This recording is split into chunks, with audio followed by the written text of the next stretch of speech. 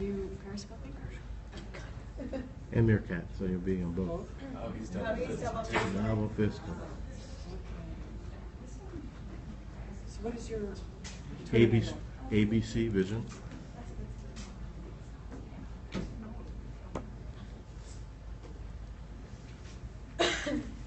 The last session I had about 300 people on Meerkat, Nice. No pressure. so it was the most popular one I've had so far. It's like a Batman. Just you wait. The Batman, that's me. Just you wait, and we're gonna blow it up. All See, I right, get cool. to hang out over here, so they won't even see me. Just your voice. You guys are going to be famous. Well, we move back and forth, so you can say hello. All right, we'll get started in about 1 more minute. So people are sitting at home in their bean bags eating Cheetos watching you.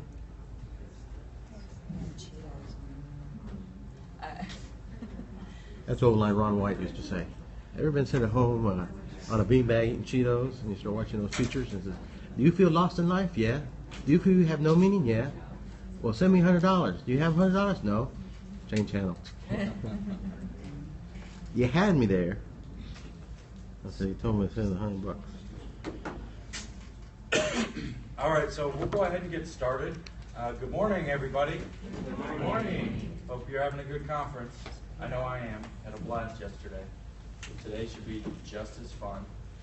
My name is Chad Pollard. I'm the VP of Audience and co-founder of Relevance.com, or just Relevance. I always say .com because I want you to go to my website. We are an enterprise serving digital marketing agency that specializes in content strategy, content research, and content promotion.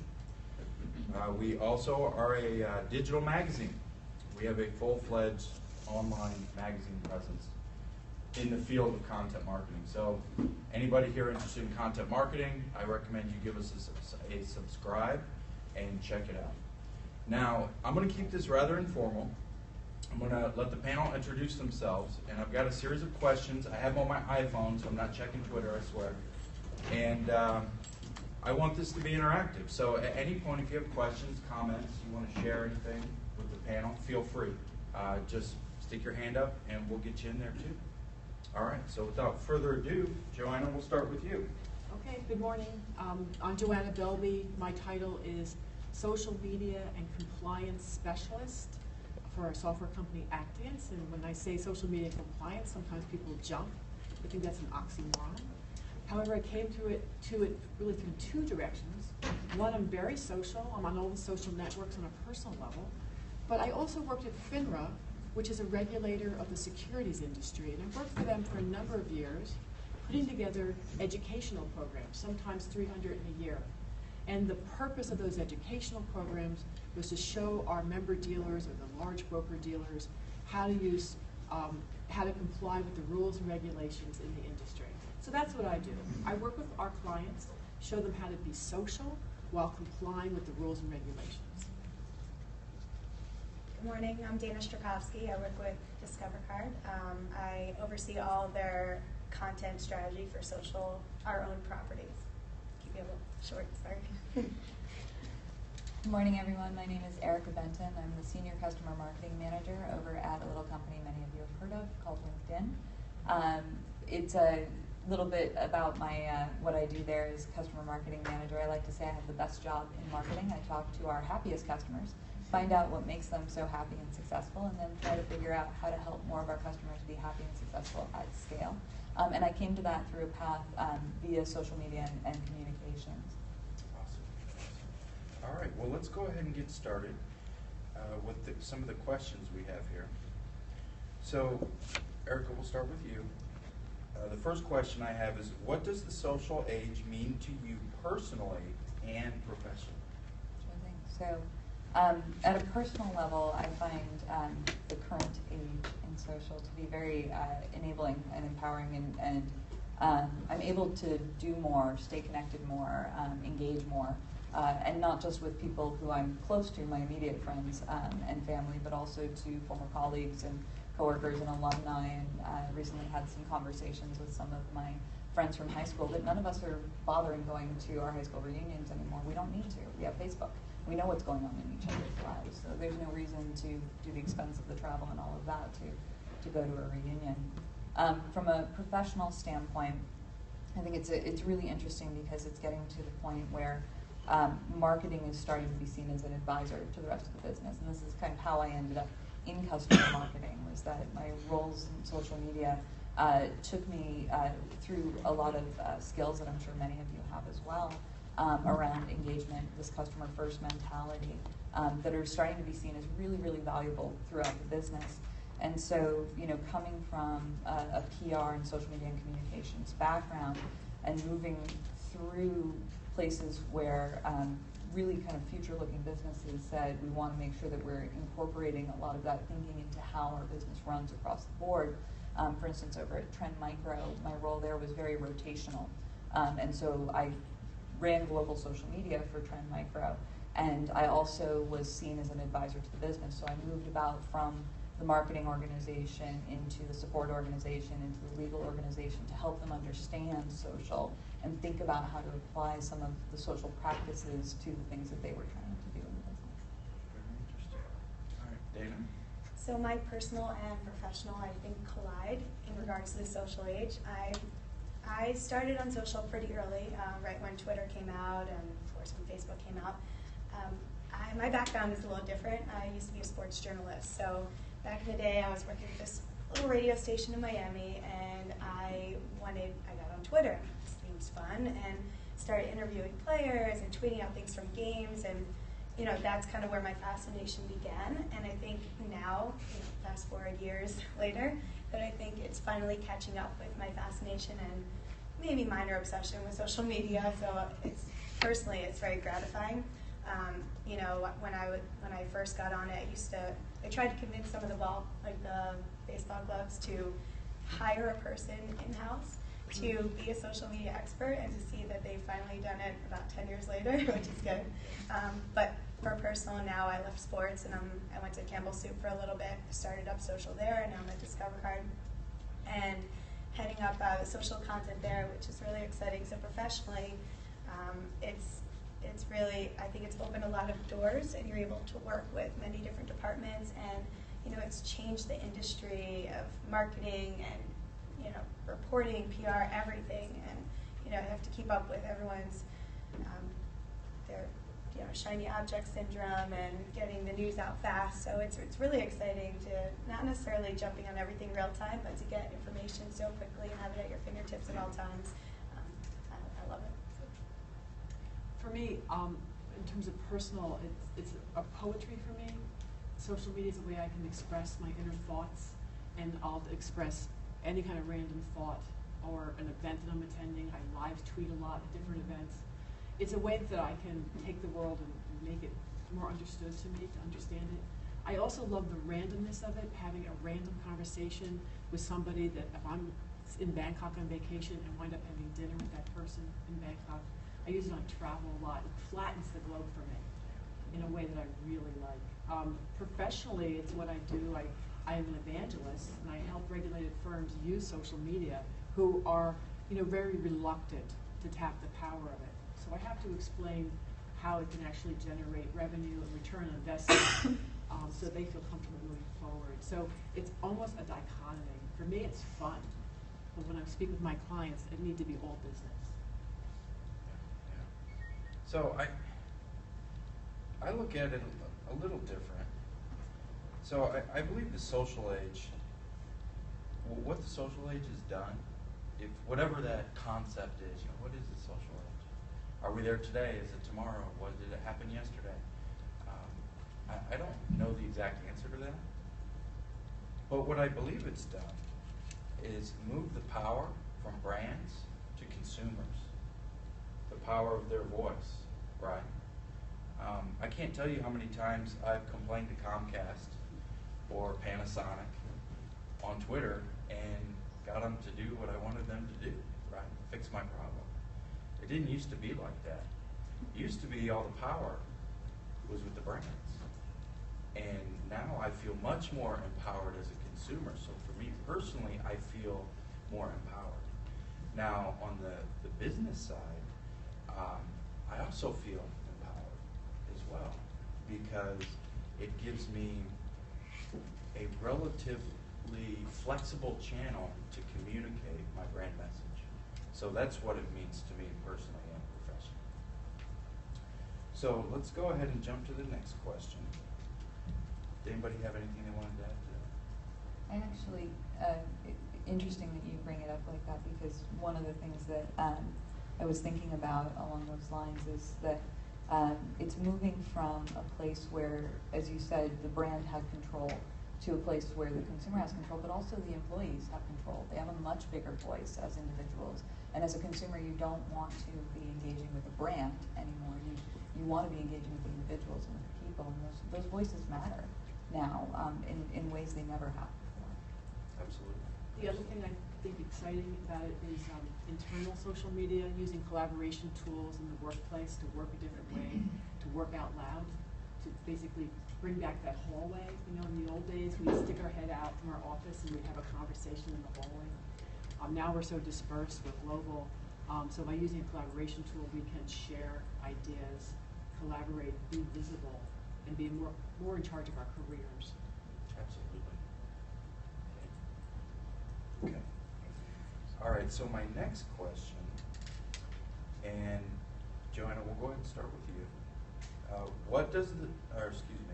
What's your favorite social network, personally and professionally? Well, you put me on the spot here. I'm sitting here with LinkedIn represented. So of course LinkedIn is my favorite. But LinkedIn at this point is almost just a tool that I take for granted. It's up all day long. I just use it like I used to use a telephone. So I don't even think of it as something different or unique. It's an essential part of my day-to-day business. And I don't know what I did with, well, actually I do remember what it was like before LinkedIn. It was much more difficult. And now it's easy. Part of what I do is I write for Forbes and I can use it to research people. I work with salespeople and I help tap my contacts. So for me, that's a professional tool that I use a lot. But Twitter is something I use personally. And I use that both business and personally. Personally when I'm shopping, if I go to the movies, any kind of silly random thing. But also I live tweet at events. So I just recently was live tweeting at the FINRA annual conference. FINRA is a securities industry regulator. I was tweeting about the SEC and rules and compliance, and so people see this very divergent feed from me. You know, and sometimes they'll say, Joanna, we love hearing about the compliance, but the shoes not so much. You know, but it's just part of my authenticity and who I am. I'm also really passionate about Periscope. I know we've got Meerkat and Periscope right now. I have an awful lot of fun with Periscope. My favorite one was over the Williamsburg Bridge, and I was just, oh look, the Empire State Building. Oh look, we're going to Chinatown. And it, for me, brings back the way social used to feel, where people would jump in and have these random conversations, and you could talk with anybody across the globe. So those are my favorite. And I feel like I use Facebook just as, oh, what's going on? What's going on? Very cool. Well, you mentioned how social used to be used. Is there any social media platforms that you've retired that you don't use anymore? I used to love Sonar, which was a geolocation, Foursquare, Hashable. So I was an early adopter of Hashable. I liked the ones where I could find people by proximity. Sure. But those I don't seem to be using those now. I don't either. I mean, I miss Friendster and MySpace, so. I was on both of those, actually. So what's your favorite social media platform? So my favorite across the board has to be Twitter, personal and professional. I just love the aspect. You mentioned it earlier about flattening the globe. It's so easy and so amazing, the conversations that you can create on the platform with people you know, people you don't know. I heard this quote once, and I don't know who said it, but Twitter is for people you want to meet, and Facebook is people who you already know. And I kind of use it in that exact manner. I use each platform. I'm one of those who really hates when people connect their social platforms together, sorry. I feel like if you follow someone on one platform and they're posting the same thing on another, why would you follow them on both? It becomes redundant. So I use each platform specifically for different reasons. I do, of course, have like LinkedIn. I use LinkedIn for most of the way that a lot of Say it. no, I know you make us feel obligated. You're just like judging there, sitting there judging. It's a tool, we all have to use. No, I know there's so many more ways. I'm sure I could use it in a lot more capacity, but I You use it need mostly Navigator. for You networking. need the paid, like, $100 a month, really leverage She it. can sell it for you. I was going to say, and your check is in the mail. Yeah, and Elevate too, you can share pre-approved content. There you go. So- So stealing all my fun. Yeah, so for Sorry. LinkedIn, it's mostly professional-wise. Twitter, I kind of, for personal, I mix my former sports life with my current social media life, which kind of intersect in a weird way, but that's kind of mostly what I tweet about. And then Facebook is mostly, friends, kind of keeping up with people. I cut out a lot of people on my Facebook feed because the algorithm just hides people. You don't, you have too many friends on there. And then, Google Plus is fantastic. How about Instagram? We forgot about Instagram, right? No, I love Instagram for just visual aspects. For work-wise, we mostly focus on Twitter and Facebook. We do have a LinkedIn account. We did it for a little bit, but it's mostly an HR PR push, I think, from our end. Google Plus is SEO. Twitter is where we put a lot of our content out, and mostly customer service occurs on.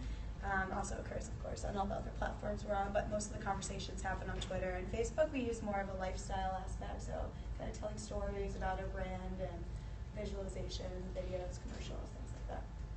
Very cool. Erica? First of all, it's really interesting that you mentioned about the flattening of the globe, and then also how some of these location-based social networks, have kind of fallen by the wayside for you. And I think it really is that, for me, the networks that I'm using that are completely geolocation independent is because it does flatten the globe, because I can communicate in real time with anybody across the globe, anywhere. So it doesn't matter if they're close to me or not, or having the same experience that I am in the same place that I am. They can be having a similar experience across the world.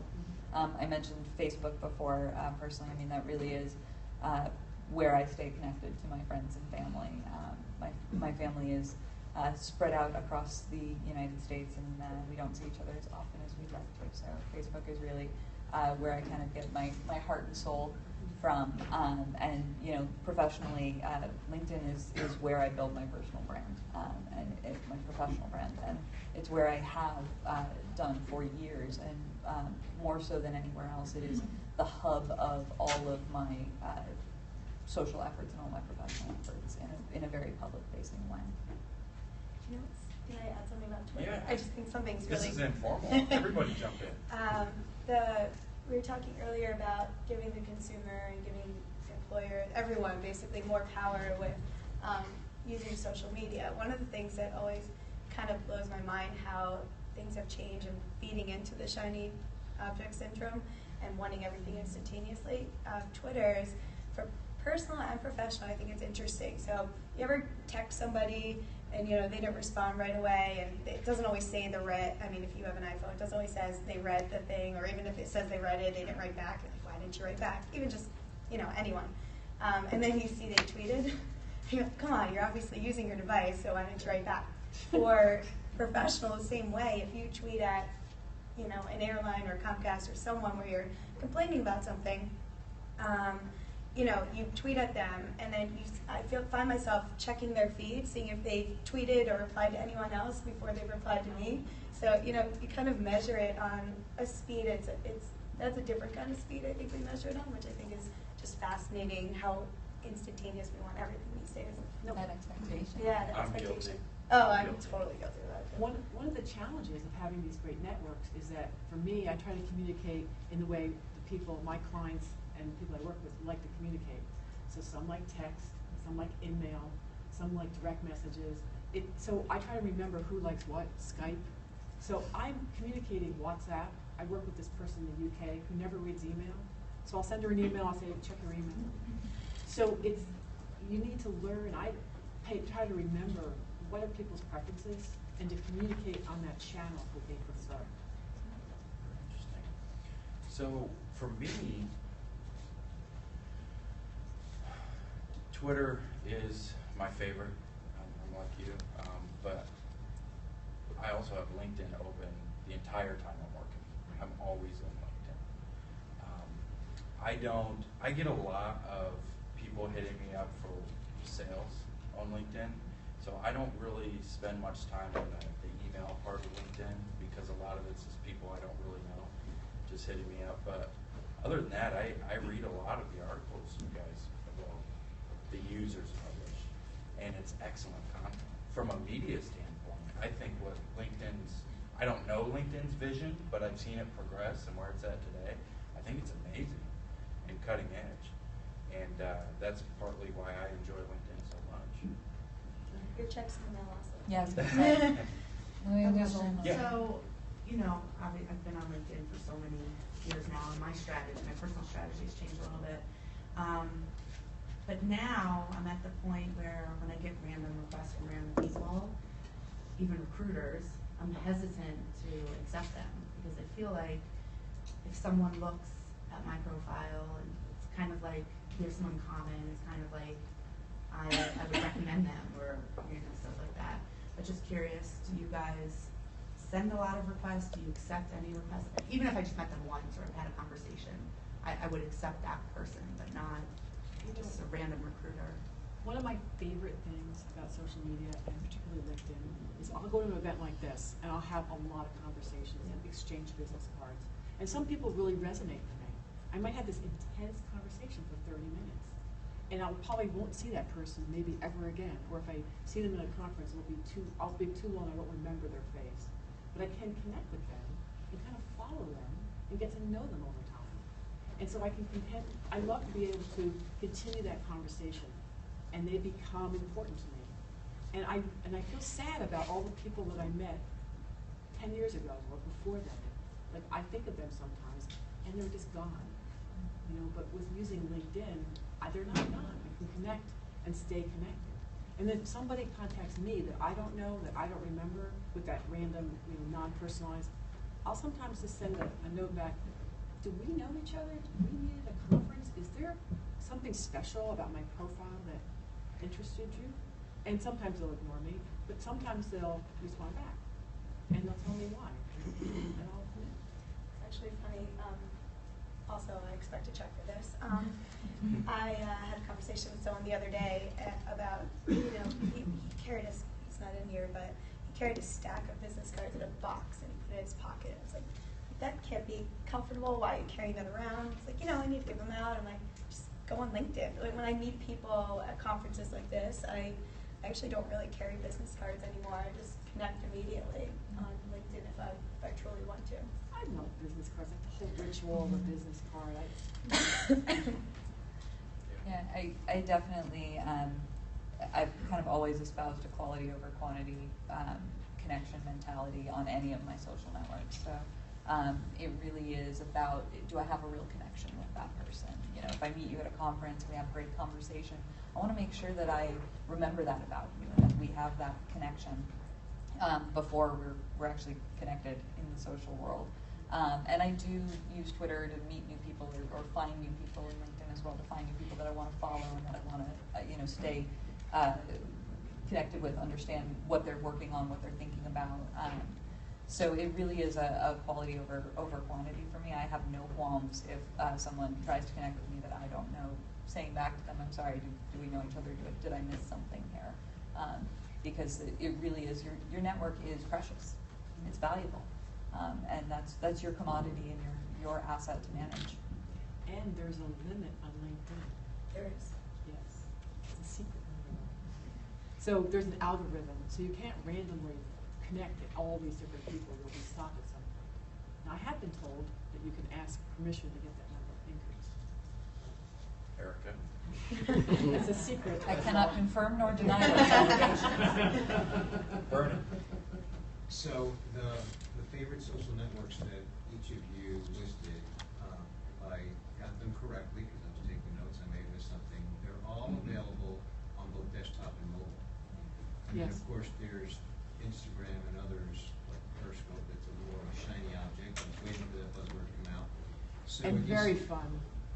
Well, this gentleman here is doing two for Yeah, one. so but my question is, do you think the fact that those social networking sites are both desktop and mobile has an impact on the fact that they're your favorite or not? No. does in the sense that the longevity of those, you know, they really, for me, I started using them back when they were only desktop. Right. And to have the functionality that I know and love and have been using for years available to me on a mobile device is very, very powerful. I think that if, you know, Facebook or LinkedIn hadn't gone mobile, I probably wouldn't still be using them today. Yeah, I don't think so, actually. I think, you know, people keep saying, you said it last year, say it this year, you're mobile. I mean, instead of saying you're mobile, I feel like it's mobile first these days, and you really need to think that way. I mean, I don't carry a desktop around with me all the time. I carry my phone or have an iPad. So, you know, having Instagram or Periscope in a way where you only handheld, I think the functionality of it matches the mobility of it.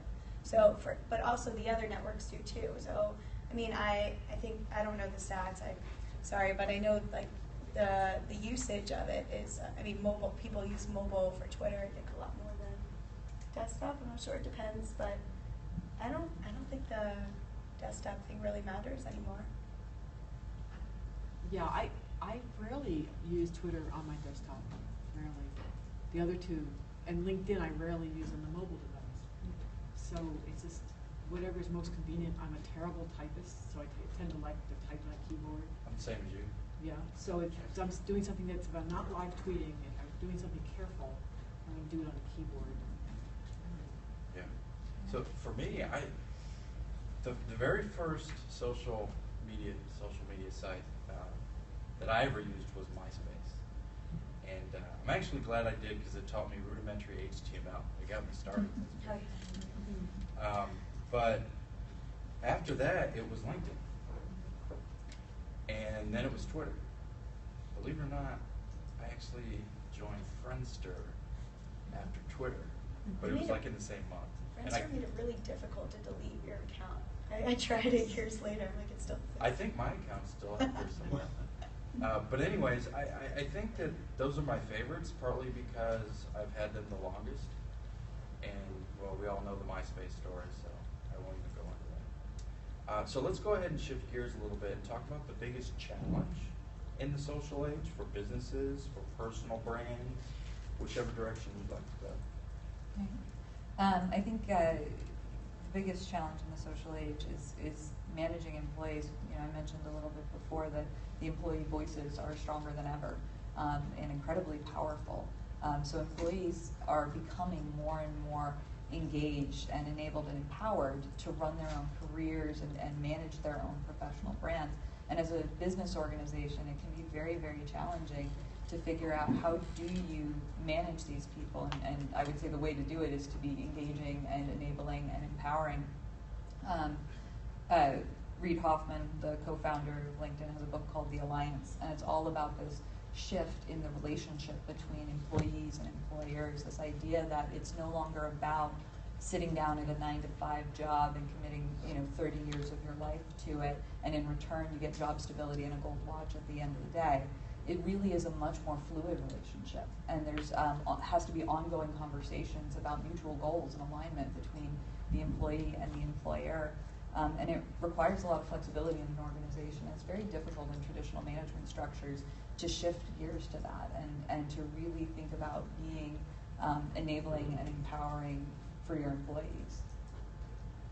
I think the biggest challenge for me having social content manager roles at 2 Fortune 500 companies is to selling it up, like the C-suite, or even just a couple levels up, and having the company and the people there believe in what you're doing and what you're producing.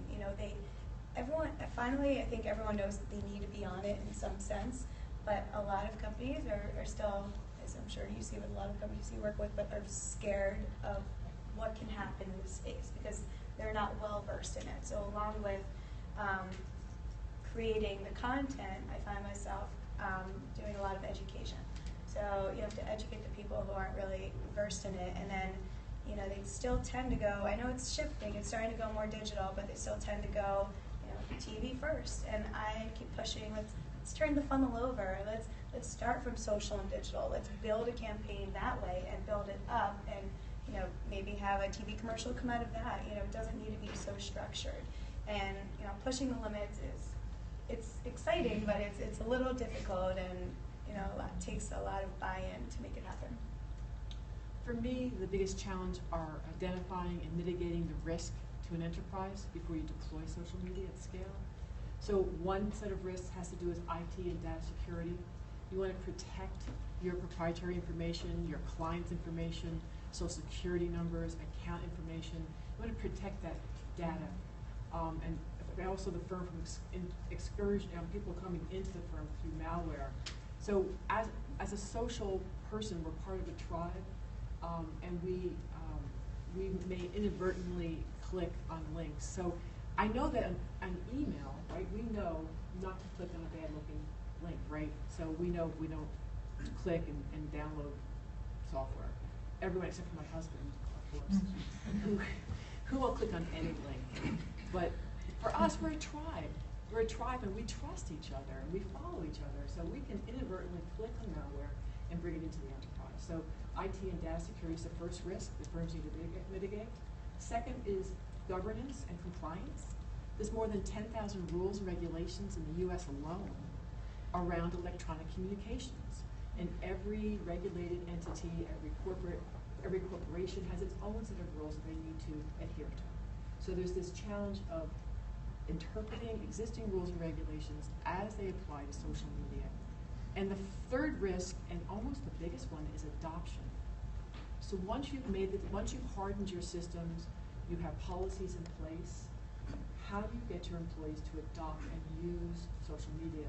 And how do you demonstrate ROI to senior management? So in my world, risk mitigation is the biggest challenge. What's the answer to that third one? That's Well, the third I'm one, struggling with that badly. adoption. The ROI. all that ROI. kind of stuff. Well, you want to set realistic expectations with senior management of what can be accomplished. You also want to find people who are willing and excited to use social media. The most important thing is develop policies and do really good training. Show people how to use social media, what not to do, and depending on who you get involved in an initial pilot, you might want to handhold them, actually over-the-shoulder training, because you want them to have some successes early. So for financial services arena, we're only interested in return on investment, and we want to see that quickly. So if you can get a senior financial advisor to find a new prospect, bring that new business into the firm, and then show that to senior management, they'll be all on board. So I have stories about people who are using LinkedIn, for example, and they only can read LinkedIn. They can't do any updates or status or use email, but they can read what's happening. And so this one fellow was new to social media. He didn't really want to use it, but he was a top performer. And he said, oh, Mary just retired. He picked up the phone, like he would normally pick up the phone, congratulated her, had a conversation, and it turns out that she was not being advised by a financial advisor, and she'd been saving her whole life. She had $1.4 million in a 401k, stocks, bonds, cash, about $3 million, and she wound up being a new client. And here was a person who was very suspicious of using LinkedIn. He thought it was nonsense to use a sanitized version. And he became so excited, he became an evangelist for the firm. So the thing is, you need to find a couple of people who are willing to really work with you, and you share their successes. I think ROI differs per company, and I think that's one of the big struggles that everyone who does what we do, they struggle with, because everyone's trying to figure out one magical answer, and there isn't one. You know, it depends on the company, it depends on all of the pillars, the goals, the content you put out. So I think defining what your objectives are will help inevitably figure out the ROI. Another issue with it I personally have is, you're driving down a highway, and I hate when people do this, and you see a billboard, what's the ROI in the billboard? You open a magazine, what's the ROI on a magazine ad? You don't know if the person paused on that, Chanel ad. They might have flipped through. So the reason that I think a lot of pressure is being put on social content for ROI is because we have those statistics that I know they call vanity metrics for most, but it's important to some people to see how many eyeballs are on it. I think because we have those at our fingertips, when you have something, you always just want more. So like, okay, we have this, now what? You know, what does this mean? How do we translate it? And again, I think it just differs between the companies, and just pushing it back to your objectives and goals and KPIs as a company might help. I think it's really interesting that you compare it to a billboard or print advertisement. I mean, those types of brand awareness marketing, it is really hard to drive direct ROI from. I think as digital marketing has become more finessed, and there is more and more ways to measure for paid digital marketing, I think there's an expectation on the business side that social would behave the same way, and that you would have the same level of analytics and detail about the funnel that somebody came through, which path they took. And I think there are ways to do that, but it is still very rudimentary. It is still growing. From an adoption standpoint, it is about finding that, you know, one or two success stories within the organization and evangelizing those, and making those the things that you talk about and the touch points you talk about. And in that case, the ROI is very detailed for the organization. It is very directed to your audience and the people that you want to get on social media. Well, in the social selling arena, we've seen extraordinary return on investment. We've seen groups of financial advisors pitching deals, and they were able to identify people in advance through LinkedIn, through Navigator, find out everybody who's going to be in the room. And in the financial services arena, it's a small world, right? So they would have lunch, they went out to golf. By the time they got into that room to pitch the business, everybody knew each other. And they closed the business. It was a $60 million deal. Was it because of LinkedIn? Yeah, sort of. Because how else would they have been able to identify everybody and contact them? So if you can find some use case and then tap those people who are willing to work with you and then publicize it like crazy, then people will jump on it. So I love the ROI question. I'm lucky in that I've come up in the B2B space. B2B, in my eyes, is pretty straightforward. I track visitors to my website from whatever channel they come from. I track that channel. Once they become a visitor, a certain percentage of those will convert on a top of the funnel asset. Some are funnel jumpers. They'll convert on something lower in the funnel. And then I have a nurturing program, and I nurture them down, nurture them down, nurture them down until they hit a certain lead score. Once they hit a certain lead score, then we identify them as an MQL. They get worked on the inside sales aspect of our business, become an SQL, a sales qualified lead. They get handed to our hunters. Our hunters go out and do what they do. That's hunt. They become an opportunity. They close win or close loss that deal. We track it all the way up, every single channel. So that's how we do it in the B2B space. B2C, it really depends on the company. I mean, you've got Coca-Cola, their stated mission and content is to earn a disproportionate share of popular culture. How do you measure that?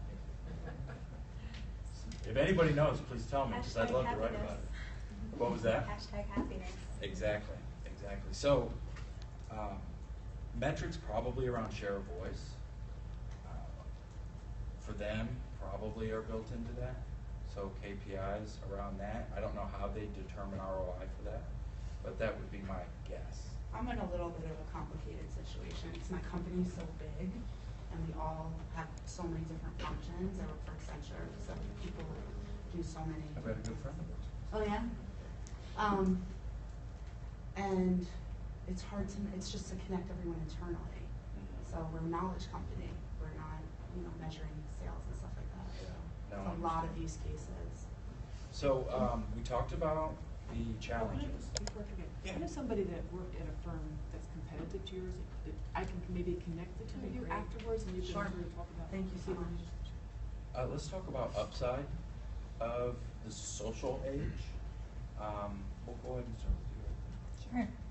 Sure. So I really think that we're more connected and engaged than ever before with customers, both at an individual and at a macro level. So there's this huge opportunity around customer intelligence. Since customers are engaging with employees, with discrete employees, not at a brand level, it's really, really important that employees are empowered to share the information they get about customers in things like a socially linked CRM system. Any customer-facing employee having access to a CRM system, I think, is hugely, hugely powerful. Very often CRM systems are limited to the sales organization, and what you get from a business perspective is a view that's limited to the buyer's journey. It's limited to their sales process, or if the CRM is linked to the support ticketing system, you get to know when somebody's having a problem, but you know very, very little about every other piece of their journey with your organization. And I think that there's a huge opportunity for customer intelligence in helping to enable and empower employees with that intelligence. If they share that information throughout the organization, just imagine if your salesperson, when they go to renew a subscription business, in a subscription business, if they know every interaction that that customer has had with the business, whether it's on social or through a support channel, or you ran into them at an event, you're able to kind of collect everything, that every interaction that they've had with them, and have a really clear understanding of who that is. Imagine how powerful that is for the salesperson to pick up the phone. And then taking it up a level, imagine how powerful it is for a business to look in aggregate at your customers and how they're engaging with your business and how they want to engage with your business and what are their problems outside of the things that your business is already solving. It can really help you make decisions on a bigger scale on what do you want to do next with your product? What do you want to offer next for your customers? Is there a new market you should think about breaking into? All of that can be answered with really strong data from customer intelligence, and we're really starting to be enabled to really collect that in really powerful ways. Yeah, I agree with that, and I actually have an interesting story where to see how far it's come, and even the last year or two. When I was at Campbell Soup, there was a product called it was the Go Soup, the one in the pouches, and it's directed towards college kids basically. It's not that expensive. It's an alternative to ramen, things like that. So they came out with the product. The problem was in college dorms, the microwaves tend to be, fridges and microwaves tend to be a little bit smaller. So people were tweeting about how the bag wouldn't fit into the microwave standing up, and then they put it sideways, and then it exploded. And there was all these crazy things that happened. So we found all that information out from social media. Luckily, we had that at our fingertips because we were able to quickly pull it off the shelves and reevaluate our production for that. So the social age, the upside to that, the value of our customers and consumers, hearing their voice, there's so much that can be done if you just listen to what people are talking about. And I think that's huge for brands, companies, in a good way and a bad way. Doesn't that soup now come in a nice cup? They changed Just the a packaging. microwavable cup kind of thing. They've altered the packaging. For me, I think the most transformative part of using social for business for salespeople, because that's the area that I focus on, is the elimination of the cold call. You don't really need to cold call anymore because you know people. Back in the day, people would make 100 phone calls to make a couple of appointments. So now you know people. I'm just going to ask you a question. Don't you think a cold call nowadays is basically people sending LinkedIn messages to people that they don't know them? It's the same thing, just in a different form. It's a different form. But it's a lot less scary. Right? Has anybody ever made cold calls on the phone? How horrible is this? I hate it. I would much rather send an email through LinkedIn. They can't hang up on you. Right, they're not going to be mean to me. The worst thing they're going to do is ignore me. I'd rather get a neck tattoo. Exactly. So it's such a boon. I have so this again is a LinkedIn story about a young producer or agent worked for an insurance company, and his company is well established, and they had a profile of what the best candidate would be to sell whole life insurance, which is a very profitable product. And so he had thousands of LinkedIn connections. He went through those connections. He matched up the connections to the profile that his company had identified. Right? About 285 people on his LinkedIn profile. And he sent them an email. I'm not sure if you're supposed to do bulk email, but put that aside. So he sent them an email. Of that, 200 people responded, which is an incredible number. And of the 200, 33 wanted a proposal for whole life. So his company had helped him identify who the likely candidates were. He used LinkedIn as a tool. He didn't have to pick up the phone. And then he was able to establish relationships with those 33 people to to give them a proposal. And he closed about half, which is extraordinary. They said he was a very junior person. He's a superstar. And so he just used the tools to match the needs against his products.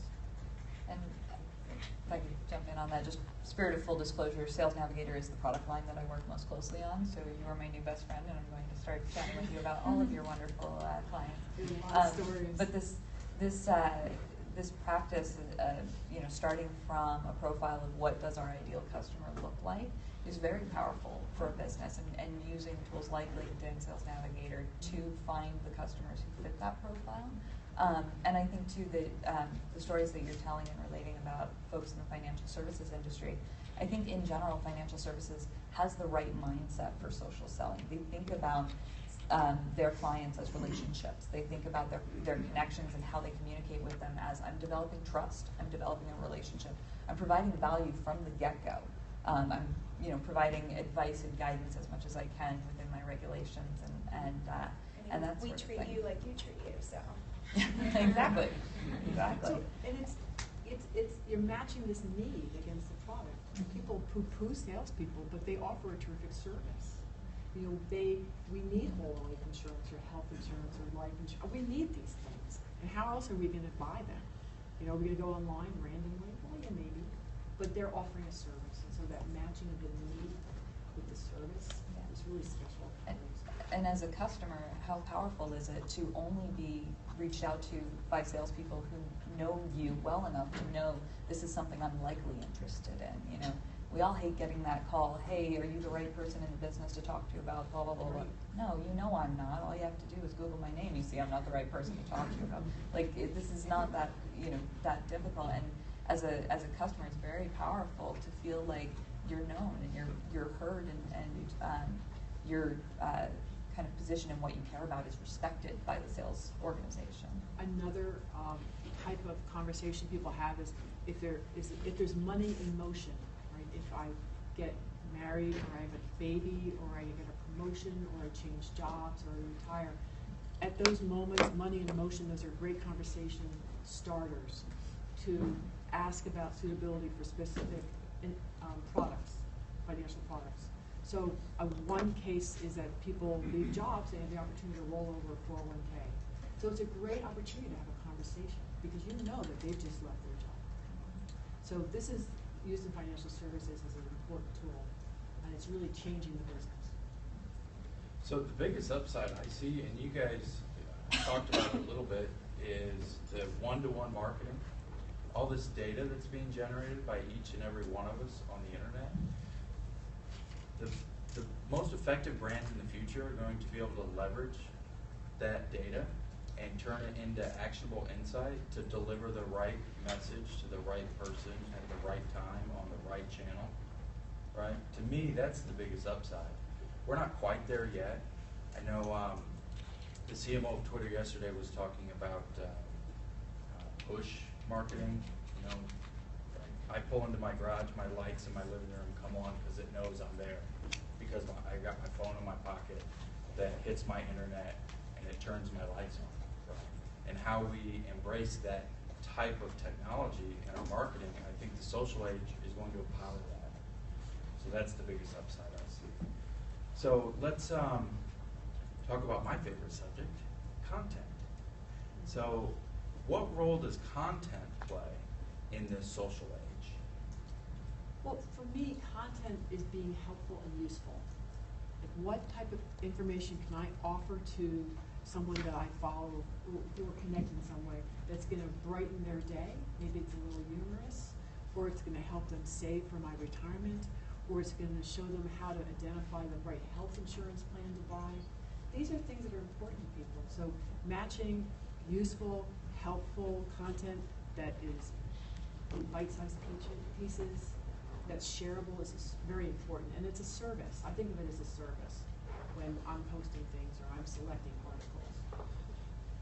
Well, content's king, right? Is that what everyone says? No, audience is king.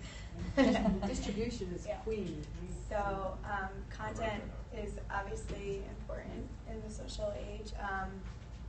You know, I think knowing your audience is very important because if you're even if you write about the most interesting things ever, and your audience doesn't care about that specific thing, they care about other things, then your content's lost. So knowing your audience, what they're talking about, what they're interested in, figuring all that data out, and we have that information. There's companies that do that. There's the native tools on Facebook and Twitter analytics. Just knowing all that information is really important, and use that information to help develop your content. So obviously your content is relative to what your brand is, but manipulate that. You have to find that sweet spot in the middle of what you want to talk about, what your audience is talking about, and find that spot and kind of focus on it. And I think for me, I think that sweet spot lies in your employees. I think when you look at what your employees care about, these are people who are invested in your business. They're looking to build their expertise in their own right, in their own relevant fields, whether it's marketing or sales or HR, engineering, UX, any of that. And their networks are 10 times bigger than a brand network at this point. Employee networks are 10 times bigger than your brand's followers. So your employees are incredibly powerful forces for content generation and curation. And I think brands really, it really behooves a brand to set a goal for themselves around enabling employees with content, curating the right content with employees to help them showcase their expertise and their knowledge of your customers. And content's a very, very powerful way to do that. So, I'm sorry. So future work, I'm hearing a lot about external communication and using public platforms. And to me, I've argued this probably for 6 years now, that's the tip of the iceberg. Yes. When we're talking about the future of work and social technologies, internal applications and implications of social technologies and digital technologies is many, many times greater. And so I guess that's more of a comment than a question, but I haven't heard us really talk about, or I haven't heard you all really talk about the fact that the future of work is actually going to be transformed. Internal communication and collaboration is going to be transformed dramatically by social Yeah, so I'm glad you brought that up. So for me, the idea of the social age, right? What does that mean? It means something different for everyone in this room. So because of that, the conversation went in the direction it did, but I'm glad you brought that up because it's very, very, very important. And I'd like the panel, whoever wants to address that first. Sure, I can start because I'm passionate about those collaboration tools, and I agree with you, they're even more powerful. But for people who might not understand, there are platforms that allow us to collaborate in the workforce. Names of them might include SharePoint, IBM Connections, Jive, Chatter. There's a lot of different ones, and they're different for different organizations. But what I'm seeing in financial services and healthcare is that being able to share information broadly, being transparent, is transforming the workplace because a person is more in control of their career. They can share knowledge as they retire. Things aren't lost in individual inboxes. It's also the recreation of the hallway. Remember the hallway? We had desks and we'd poke our head out into the hallway if we wanted to have a conversation. These collaboration tools are like the electronic hallway where we can get together and share. Give you just an idea of how it can work. Communities can be on special interests. So say you have money laundering expertise, anti-money laundering experts in Berlin or Paris and Miami and New York. And they can get together and share virtually topics that could help the banks, for example, prevent money laundering. So you can use these internal collaboration tools to search, like you can on the internet, and to share, and also to retain information. So it's a history of the organization. So they're very powerful. Not many firms are using them quite yet, though. So one of the biggest things I think internally for us, being a financial institution, there's a lot of regulation. We have the in-house Jabber, and we have SharePoint and things like that. But one of the biggest things was when I first started at Discover, everything that was approved by legal was written on a piece of paper. Like, we literally had pieces of paper. We had to print out everything that we wanted to do, staple it together, cover sheet, walk it down to the legal department, sit in a mailbox for them, then they'd have to sign off on it, and it was like a week process.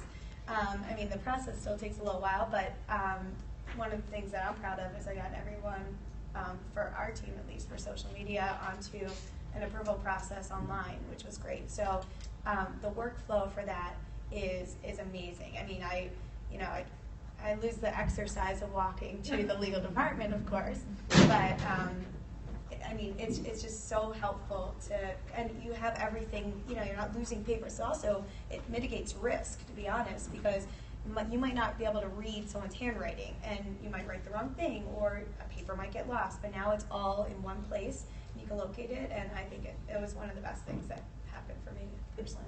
It also, when you work out loud in an organization, we have 5 minutes. When we work out loud in an organization, it eliminates bullying and bad behavior because you're public and transparent. So it's changing the workplace in a really positive way. Well, I've got some more questions, but I'd like to open it up to the audience. Does anybody have any comments or questions they'd like? Bernie? I want to go back to what Erica said about employee advocacy. I completely agree, and I used to be on that bandwagon with blinders to the point of saying every company in every industry should absolutely empower employees to be advocates. Then I ran into an industry where the demand for employee supply of qualified employees, and that's cybersecurity. The last thing they want is their employees to become advocates and public facing because they don't want them recruited. Do you have any response to that? I think that I can see the concern from the business side. However, these people are experts in their space, and they are out there talking about the things that they're working on. And I think that the employees may want to be recruited. They want to be working somewhere that respects them as experts, that allows them to have a voice in the industry. And I think that there's really a lot of value for an organization in supporting that and standing behind it as opposed to trying to block it. And I think that having worked at Trend Micro, cybersecurity company, we had the spokespeople that were the primary advocates of the brand, and they were the ones who were really put out there all the time. But there were a lot of people in the organization that had very powerful voices. And one of the things that we worked with was making sure that they had access to the blogging platforms and that they knew that their voices were wanted and respected in the conversation in the industry. All it does is elevate the brand in the industry as being associated with these experts. This is a place that experts want to come work and be and share their knowledge. So if I was sitting on the recruiting side, I would create some type of comp package that those people would never want to leave and let them blow up their personal brands and the advocacy of our brand as much as possible, just like she described. But that's the way I would approach it. But yeah, I mean, you've got the old school mentality of protect your assets is still out there. Protect your employees. Don't everybody wants them. I've seen it. I see it in my industry sometimes, in our industry. Right. Any other questions? Yes. I didn't hear much about scalability, and as a very small company, first year in business, I'm the only employee, so I do everything. And I'm a home builder, so the target market is realtors, and they're notorious for being sucky at social media. Mostly there's no realtors in here, but they're horrible. They do all the cross posting, they do they're just not present really. So it's been challenging for me, and maybe that's not the right target market for me. I don't know, maybe I'm doing that. But it's been challenging for me to scale and find where to be. I found myself concentrating more on video now than anything. Realtors aren't on Twitter. I've been on Twitter since I'm out, but realtors aren't on Twitter. LinkedIn to me doesn't feel like the right place. So it's just been difficult. So YouTube and Facebook is where I'm concentrated. The scalability, I guess, is not a big question.